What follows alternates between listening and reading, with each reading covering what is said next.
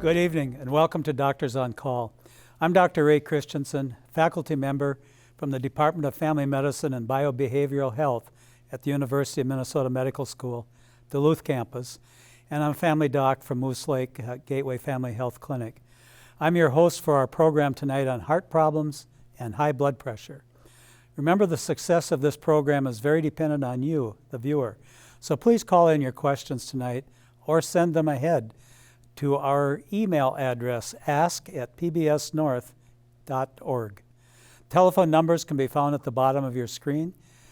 Our panelists this evening include Dr. Catherine Benziger, a cardiologist with Essentia Health, Dr. Ryan Harden, a family physician with the Gateway Family Health Clinic in Sandstone and a faculty member at the medical school in Duluth, and Dr. David Hutchinson, a family physician at Aspirus St. Luke's here in Duluth. Our medical students answering the phone tonight are Ellie Gamrat from Wrenshall, Minnesota, Alexandria Revere from Olivia, Minnesota, and Wyatt Windhorst from Alexandria, Minnesota. And now on to tonight's program, heart problems and high blood pressure. Dr. Benziger, really like to start with you tonight. You brought up a good point earlier, and I had forgotten this. Let's talk about Women's Heart Day. Yeah, tomorrow is Go Red for Women, the American Heart Association raising awareness about women's heart disease as the #1 killer. And we encourage everyone to wear red. If you've had a heart event or suffer from heart disease, sharing your story and telling people about some of the symptoms that you had, and so other people can be more prepared. And then all of us just probably need to work on living by the American Heart Association's Life Essential 8, which are the 8 factors and behaviors to try to live a life free of heart disease so you don't end up suffering a heart event in the future. Thank you. A nice plug for American Heart Association. So the whole month you've got things planned, basically. When we talked earlier, each day is a different topic pretty much. Yeah, the whole month, with Valentine's Day coming up, it's Heart Disease Awareness Month, and there's also disease like valve disease awareness. There's Fort heart valves, and there can be problems with all of the heart valves, and we have different treatments. So there's a Valve Disease Awareness Day. There's also a whole week for congenital heart disease, kids that were born with heart defects, to recognize and advocate for better research, better information, better treatments for all of those conditions. Thank you. Ryan, tell us a little bit about your practice and what you're doing. So I do primary care in Sandstone and Moose Lake, Minnesota at Gateway Family Health Clinic, and I'm also a part-time faculty member at the University of Minnesota Medical School in Duluth, teaching our next generation of doctors. And Hutch, welcome. Good to see you again. Good to see you too, yes. My practice is, I've been in several places currently, and last at Aspirus St. Luke's at what was recently known as the Leicester River Clinic, now known as the Far East Superior Street Clinic, offering full service primary care to rural and urban patients. It's nice being on the edge of town so that I do maintain that rural aspect of my practice. As people here know, I formerly practiced with Ray in Moose Lake and was part of the Gateway Clinic as well, the first 10 years of my career. Why don't we start off and talk a little bit about blood pressure. This is something that you've dealt with for a little less than I have, but both of us for a long time. Yes. And what's normal, and just fill us in. So blood pressure is normal to be is important to be aware of. It's one of the basic and most important risk factors for the development of all forms of vascular disease, including cardiovascular disease. It leads to heart, if unchecked and uncontrolled, leads to heart attacks, strokes, peripheral vascular disease, kidney failure, heart failure. And in concert with other diseases like diabetes, is a really, really strong predictor of development of vascular disease. And so it's something we pay a lot of attention to. It's one of the first things that gets checked when you come into any clinician's office. Vital signs especially, including blood pressure. So Ryan, what is a normal blood pressure these days? It keeps changing. I get that question a lot. I will tell you, when I left medical school, it was 100 plus year age. Oh, interesting. It was. So I get that question a lot in my clinic. It actually kind of depends on the patient. Kids tend to have lower blood pressure, that's normal. But for most adults, we want to see their blood pressure less than 140/90. If somebody has a chronic disease, a heart problem, or diabetes, or kidney disease, we try to treat their blood pressure to a lower goal to decrease the progression of their kidney disease or heart disease. So we're looking at 130 to 135 as the top or systolic number over 80 to 85. But, you know, I'll say one thing that about normal blood pressure. If your blood pressure is 138/88, that's not something we would typically treat with a medicine in somebody of average risk. But a lot of studies are coming out showing that having a lower blood pressure than that is significantly to your benefit to prevent heart disease. So even though it's not something we would treat with a medicine, At least at first. we would want to try and lower that blood pressure through lifestyle changes. Catherine, any addition? Yeah, I mean, I think getting back to the women's heart disease, hypertension is definitely the number one risk for developing heart disease. About 1 in 3 women have high blood pressure. Lifestyle changes like a low sodium diet are really important for lowering that blood pressure without medicines. And again, as they mentioned, you know, if you have risk factors, we're finding that a lower and lower goal, you know, less than 130/80 is a good target for those who've had a heart event, have heart failure, or have risk factors. So we kind of touched into this, I think maybe all three of you. How do we lower blood pressure without taking medications? And you can stray into Mediterranean and DASH and a few other things if you want. Basically, diet and exercise. That's the big ones. The Mediterranean diet helps to decrease risk of heart disease and stroke. Eating a low-salt diet, maybe switching to a type of salt that has potassium, a little bit of potassium in it instead of sodium chloride. And one of the ones that I want to mention is treatment of sleep apnea. A lot of people I found in my practice who have blood pressure that's refractory to treatment with medicines have undiagnosed sleep apnea, and once they have their sleep apnea treated with CPAP, their blood pressure normalizes. Yeah, great point. I think anyone whose blood pressure is not well controlled on 3 medications or poorly controlled on 4, really you should be looking for those other causes such as sleep apnea for anyone who snores. Also, there are some other more rare causes of secondary hypertension, particularly if it's high blood pressure in a younger person, like an adolescent or someone in their 20s or 30s as well. Right, and I usually tell patients when I put them on a blood pressure medicine to not feel bad if they end up on 2 blood pressure medicines to get their blood pressure under control. Most people need 2 medicines to get their blood pressure under control, but when we get to 4 or 5 medicines, then we start thinking about that there might be something anatomical, like you said, that is driving their blood pressure so high. I agree with you. I think statistically more people are on more than one than just on one blood pressure medicine when we need to use medicines. To add more layers to Dr. Hardin's answer about non-pharmacologic treatment, which I think is really important to focus on. Managing all cardiovascular risk factors does begin with diet and exercise, and we can spend hours in the clinic with each individual patient talking about details on how to change some of those things in lifestyle. Alcohol minimization is also important. Paying attention to how much caffeine you drink is also important.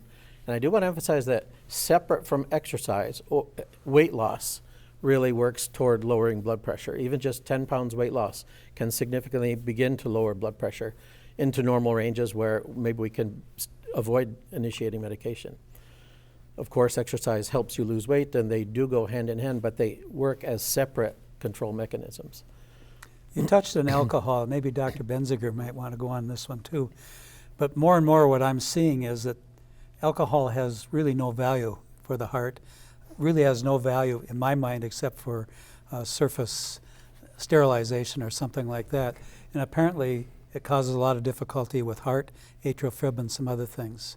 Yeah, and you know, I think the guidelines have changed. It used to be that the Europeans really liked their red wine and wanted to keep alcohol as a acceptable. I think it depends on what type of alcohol you're consuming, but in general, we don't recommend more than 1 drink for men or women per day. And if anything, you know, if you have some of these underlying conditions like high blood pressure, atrial fibrillation, you know, heart disease, it's probably better to cut back and do even less than that, because it can contribute to exacerbations of those problems. Yeah, alcohol can cause so many different problems with the heart. It can weaken heart muscle. I mean, you can almost think of it as a toxin to the heart for some people. It can weaken the strength of the muscle contraction in the ventricle. It can contribute, as you said, Dr. Christensen, to the risk of atrial fibrillation, or keep us from correcting atrial fibrillation if we're trying to. And it contributes to development of diabetes and and high blood pressure, which contribute to vascular disease formation. So I think the other thing that often goes along with alcohol is smoking, and I think there's obviously a very, very strong connection between tobacco and smoking and heart disease, and so that to me is the biggest thing if you're currently using any tobacco products, to cut back and quit, and there's a lot of resources to help people do so. Ryan, we're straight into atrial fibrillation. What is atrial fibrillation? So atrial fibrillation is a very common irregular heartbeat where the top part of the heart kind of starts to beat erratically. It's called the atria, and that causes the lower part of the heart that pumps blood out to the lungs and the rest of the body to beat irregularly.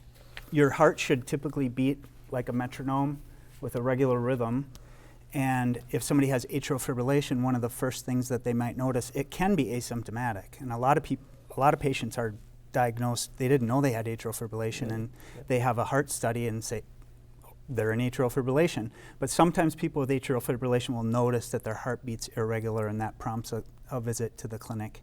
The reason that we want to treat atrial fibrillation is if it's not managed appropriately, it can lead to heart failure, which can be hard to reverse, and it significantly increases people's risk of stroke, atrial fibrillation. Yeah, to bring us up to date a little bit where we are. Yeah, I mean, atrial fibrillation is a very common problem as people get older, particularly when they get into their 70s and 80s. I think anyone, we were getting back to blood pressure, anyone who's on a blood pressure medicine, I think should have a blood pressure cuff and, be checking their blood pressure. And often on the blood pressure cuffs nowadays, they can detect if it's an irregular heart rate and if someone has AFib. And now, a lot of people have these Apple Watches that can also detect atrial fibrillation. And even if you're not having symptoms, I think it's important to get it checked out because you might be at higher risk and need to be on a blood thinner to prevent stroke. And that's a big deal. And if the heart rate is too fast, usually over 100, you can develop heart failure. And the electrophysiologists in town are excellent at being able to try to treat this heart rhythm if it continues to be a problem and is difficult to control. So I come from the days of rhythm control, and now the goal is to get rid of the rate, or the rhythm, to get back to a normal rhythm. As much as you can to restore normal rhythm for as long as possible is the goal. One of the questions is, when I take my blood pressure, sometimes it's 160 over something, but other times it's 85 over something. What is my normal blood pressure, and why is this difference between the different times I take it? Well, that's a great question. I think it's really important to sit feet flat on the ground, kind of at rest, calm, don't be looking at the news or social media these days, and try to take it. I usually recommend people take it in both arms, take the lower of the two readings. I think a lot of times there's just natural fluctuations throughout the day, especially if you're under stress or been exercising, if you've had coffee, those types of things. So I don't react to just one blood pressure. In order to make a diagnosis of hypertension, you have to have 3 different blood pressures that are elevated, over a couple weeks' time. And then, again, lifestyle is sort of the first line. But don't be alarmed if there's one abnormal reading. It's really about a trend more than anything. And I'll add to that, Dr. Benziger, you said that people should manage or monitor their blood pressure at home. There's something called white coat hypertension, where people go into the doctor's office, they're worried they're going to hear some bad news or something like that, so they get anxious, their blood pressure goes up, but when they monitor their blood pressure at home, it's in the normal range. So I think people over 40 or 50 should probably have access to a home blood pressure cuff, and like you said, they need to know that they're taking their blood pressure appropriately, both feet on the floor, sitting for 5 minutes before they check it, write it down, bring it to their next doctor's appointment. And I appreciate how you mentioned measurement technique at home as well. We can spend so much time making sure that that's done properly at home, but it is really important. Both feet flat on the floor, the cuff is at the level of the heart, the arms are relaxed and supported rather than held. 5 minutes of rest. Rest for 3 to 5 minutes after you put the cuff on, before you push the button. Exactly right. Well, the reason is if we're going to add extra medications, the side effects can be low blood pressure, can be problems with your electrolytes, your kidneys, and we don't want to over-medicate if we don't need to. So right. I think it's just really important that we're treating, accurate numbers. True And high blood pressure. yep. And so if you're just like if you're a diabetic and you're on insulin, you need to be checking your blood sugars. If you're, I think, a patient with high blood pressure, it's a good idea to have a blood pressure cuff. Is heart disease hereditary? Yes. Yes. The short answer is yes. There is. I mean, atrial fibrillation is hereditary. The high blood pressure can probably especially in some young people, can be hereditary. For sure, cholesterol. There is a genetic condition called familial hypercholesterolemia, which is an inherited condition, usually with a problem with the LDL receptors in the liver, and you can have extremely high cholesterol. LDL cholesterol is in the 200, 300, 500 range. Very high. That can lead to heart attacks at a young age. Often people, in their 40s, 50s. Tendency toward hypertension is very genetic, but heart disease is not inevitable. I think that's an important Right. second point. There's a lot of modifiable risk factors for heart disease. Exactly. You're stuck with your genetics, but you can eat a healthy diet, you can exercise regularly, maintain a healthy weight. How much exercise? The American Heart Association would say that we should all be getting 30 to 60 minutes of physical activity every day and 2 strength training exercises a week. That is what the evidence would suggest would be ideal. So some strength training and frequent aerobic training. Correct. Yep, that's the ideal. Statins. It's a lot to ask from everybody.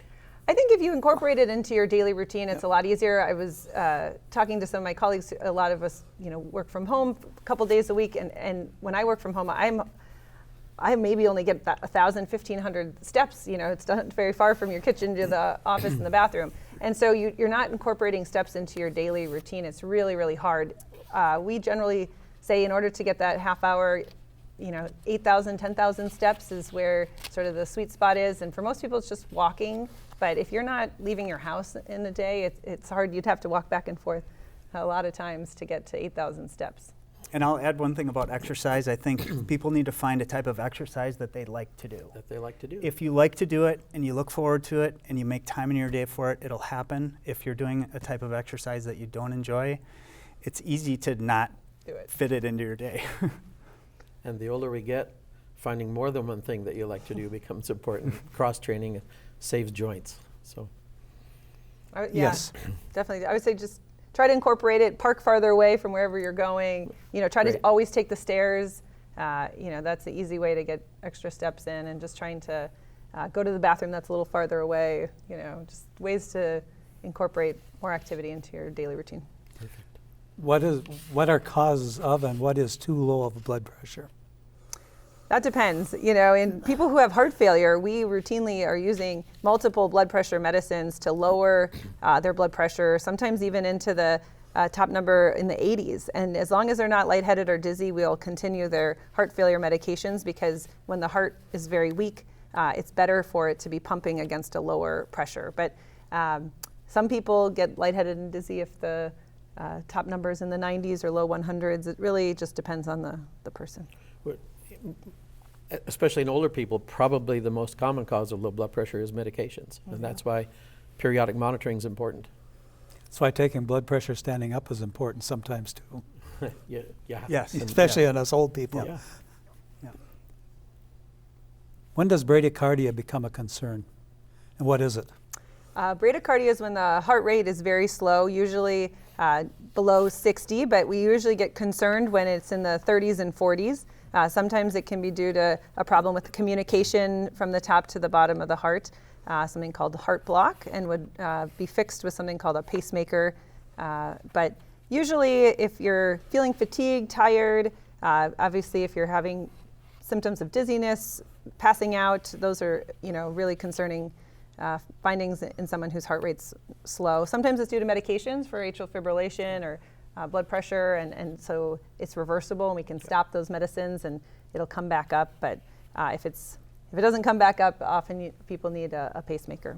Bradycardia can also be a sign of a healthy heart. If somebody's exercising a lot, like they're a triathlete or a marathoner, their heart rates can normally be in the 30s and 40s, and they don't have any symptoms. Especially during sleep, right? Yeah. What heart event, because we've kind of touched on this a little bit, what heart event is associated with left anterior vesicular block? I don't have an answer, but I'm looking.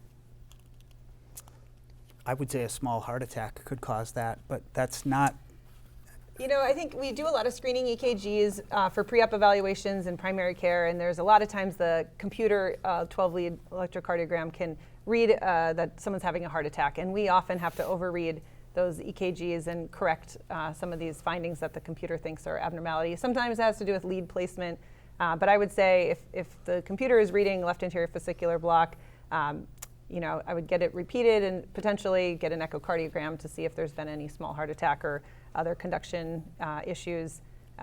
If the echocardiogram looks normal, I guess I probably wouldn't worry too much about that isolated finding on an EKG. Yeah, if the source of the question was that someone saw it on their EKG reading, it would be important to have a discussion with the doctor in the person's context, I would say. Yeah, it's such a common phrase on a computerized EKG reading. It's usually not a concern. When does an irregular heart rate become a concern? So you're just a person out there with an irregular heart rate. Any one of you can jump on this one. Well, we get a lot of consults for people who have palpitations, skipped heartbeats. It's normal to have an occasional skipped heartbeat from the top or bottom of the heart. Some people feel every single, you know, skip beat. Other people have no idea that they're going on. And so I think it depends on how often it's happening and then for how long. So obviously if it's skipping for a long duration, that could be a sign of atrial fibrillation, and that would be more serious than something called PVCs or premature ventricular contractions that can be normal. Yeah, the source of the irregularity is what's important, and we have to measure it and observe it in order to know really what that source is. So many people have those premature ventricular beats, and the lucky ones can't feel them, and the unlucky ones can, and it's bothersome. But they're usually not harmful. But knowing if they're happening in sequence or in certain patterns, or if the irregularity is really a different rhythm like atrial fibrillation, those are important for us to know about and treat. You know, I think with the current technology, there's a lot of wearable devices that people, the CardioMobile, you can buy at Target or Best Buy. Same with the, you know, a lot of these smartwatches that have a single lead EKG that can detect atrial fibrillation. They have algorithms to do that, and then a lot of times if it's some of these other things, it'll say indeterminate, and you can bring those strips into your doctor, you know, to review. I think that can be helpful and empower you to learn more about what's going on with your heart. Good read. So are you all supportive of some of the new devices, the wearables? I think it's great. I think the issue is how do we deal with all this information overload on a health system side, but I think empowering patients to take responsibility for their heart, their blood pressure, their diabetes, their AFib, you know, is really important for helping make sure that it's under better control. Yeah, in general, yes, especially in detecting atrial fibrillation, which is common and particular and is important to know about. Yeah, those devices have found cases that we don't. What is a normal troponin? This person has a troponin of 55. Is that concerning? A troponin is a lab test that usually looks at heart muscle damage and is a sign of a heart attack. There are some people who can have chronically elevated troponin, and if they're not having any signs of chest pain, chest tightness, pressure, shortness of breath, anything that would suggest that they're having a blocked artery or a heart attack, then I wouldn't worry too much about it. Hutch or Ryan, one of you guys can go after this. How high of HDL cholesterol is too high? HDL. Oh, that's really a good question. I think with HDL, probably the higher the better. HDL is good cholesterol. When you in your body, biochemically, HDL particles remove the bad LDL particles from your blood. So HDL, having a high HDL is to your benefit. I don't think I've ever seen a case where it's too high. I had one that was 140, and I would say that was, but it was also, they had high LDL as well. So I think it was a genetic issue, and they ended up having heart problems. But it's not just about the HDL. Yes, in general, the HDL is healthy, is protective, but you can't ignore the LDL. Even, you know, if your total cholesterol number is high because your HDL, your healthy cholesterol is good, you still need to get that LDL cholesterol under goal, which for most people is the LDL less than 100. And if you have diabetes or if you had a heart event, less than 70 is ideal. And that, you know, LDL, that's the one that we worry about. That's the one that we talk about with our patients because we have medicines that can lower it, that are quite effective and well tolerated. Ryan, use of aspirin. Depends on the patient. It used to be across the board, people with a certain degree of risk for heart disease, primary prevention, you've never had a heart attack, you should be on an aspirin. That's kind of coming into question, but there's definitely people where we would recommend they take an aspirin a day every day. Yep. It depends on the patient. That's a conversation each person should have with their Should doctor. be an individualized discussion. I think we use coronary artery calcium scans now for primary prevention, for screening, and anyone with a score over 100 or over the 75th percentile, we're recommending a baby aspirin for that primary prevention because they're in a higher group. We need another half hour. There's a lot here. Thank you very much. I want to thank our panelists tonight, Dr. Catherine Benziger, Dr. Ryan Harden, and Dr. David Hutchinson, and our medical student volunteers, Ellie Gamrad, Alexander Revere, and Wyatt Windhorst. Next week, please join Dr. Mary Owen for a program on upper GI problems when our panelists will be Dr. Jonathan Gapp, Dr. Krista Coity, and Dr. Dylan Wyatt. Thank you for watching, and good night.